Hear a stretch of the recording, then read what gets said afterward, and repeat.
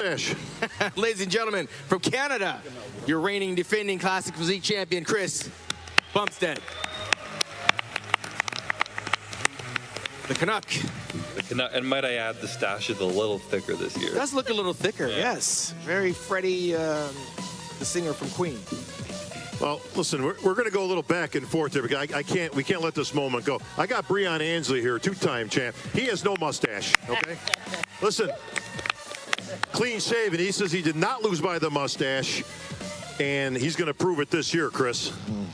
He can try. No, and it's no mustache, it's no fro. It'll be straight up physique and a complete physique for sure.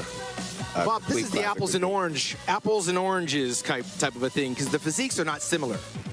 They're very different. No, listen, and that's what makes it tough for the judges, because they've got, listen, what's classic?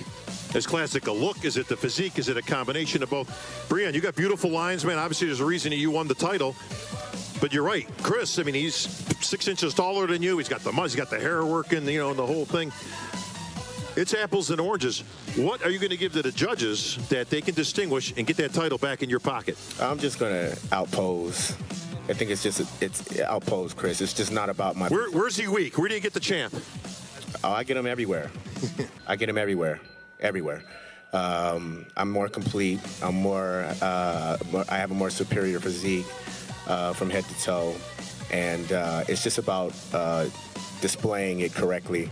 But first and foremost, let me thank, I would be remiss if I didn't thank Jake and, Tamer and the Olympia staff and committee. I know it was an arduous but yet courageous move to come into Orlando, and I'm very grateful to you guys, very grateful to you fans and supporters for following us here.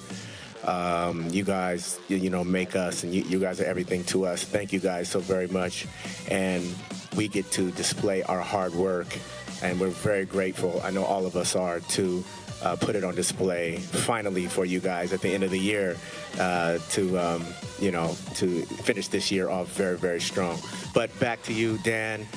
Excuse me, Dan. Dan, Bob, whatever. Bob. All the same. We're all in the same group. No, I don't need to. It's not a physique thing. Even though I improved in areas of my physique. Not a physique. It's the classic physique. What do you mean it's not a physique thing? As far as me taking the title. Why did he beat you last year? He beat me because. It was because of you, or was it because of him? Like, did you just come in off? You let the door open, he snuck in there, or did he just take it from you? Come on, give me something. No, I will respect the judge's decision and say that he beat me, with probably 3 more poses to my 2. Okay, that's fair. And that's what it all comes down to as far as the numbers are concerned. But I still feel my physique is superior again. My physique is more dominant, and I have more of a complete bodybuilding classic physique. Chris, he's more complete. What are you going to do?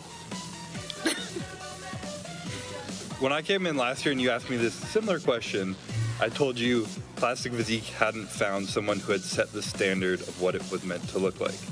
And that was my goal last year. I wanted to come in, and I believe because it was such a new division, it was still searching for someone to be at the top, someone for the young kids coming up that they wanted to strive towards that standard classic physique look. I showed that last year, and I was young, and I was not complete. I was not 100%. This year, I'm going to show an improved version of that. Next year, an improved version of that, and that's exactly what I'm going to do. I'm going to show you guys what the standard of classic physique is and what's going to be in the future, and I'm going to set it. Now, excellent, Chris. Well, now, Sean, there's some guys that aren't on this stage that are going to be up there offering different looks as well. Well, we've got a wrench to throw in there now. Now, even though we've got just a representation of the athletes here, we've got the top 2. There's a little wrench in thrown in there this year, and that's Logan Franklin. Now, I bring that up. I don't know if Logan's here. I hope he's here. But Logan has emerged as a strong contender for this title. Had a great year. Now, the reason I bring this up, Breon, is you talk about apples and oranges and comparisons for the judges and all that. Logan Franklin is very, very similar to Chris. Similar height, structure, weight. Obviously, you guys got the parameters in which you have to adhere to with height and weight for classic division. Are you worried about Logan Franklin? Because he does match up very well with the current champ. Not one bit. Not one bit. Worried about anybody. Not worried about anybody. And And I'm glad you brought that up, because if you're saying that, you know, the classic structure and the look is similar to Chris's, that does not coincide with me losing by 1 point last year. You know, that doesn't coincide by a shorter competitor, Alex Campernero, winning the Arnold Classic. That doesn't coincide with Terrence Ruffin coming second at the Arnold Classic, a shorter competitor, shorter than me. He's shorter than Sean, I think, and that's hard to do. So for everybody out there talking about Classic is going in a certain direction, taller direction, this and that, think about all that. Think about all that, and that's I want you to think long and hard about all that. And then, you know, the tides are going to turn again Saturday night anyway to a shorter Classic competitor in Breon Ansley. So there we have it. All right. There we have it. Well, Bob, let's give the champ the last word, because obviously Always. he's the champion. You got two to your credit. Of course, Danny Hester won the first one. Yeah. What did you do differently coming into this one to make sure you walk home with that trophy this year? I mean, first off, I'm just fired up to be here right now. I'd love to be stern like Phil Heath over there, just glaring into the crowd, but I'm too excited. I can't have my smile, and it feels damn good to be back as the champ.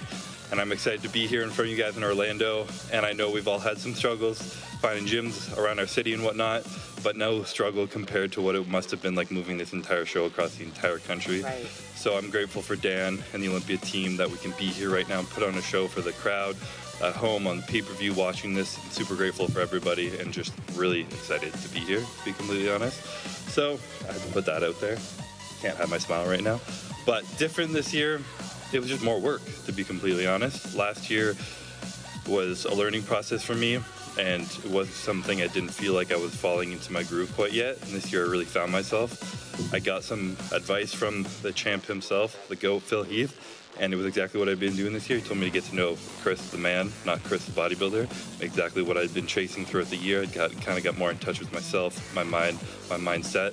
COVID definitely helped with that, putting some focus on kind of internal stuff rather than external, and everything just falls into place after that. So it's been something where I've been a lot focused on myself this year, my mental game, and it truly feels like I'm coming in here, I'm not competing against anyone. Everyone's here to compete against me.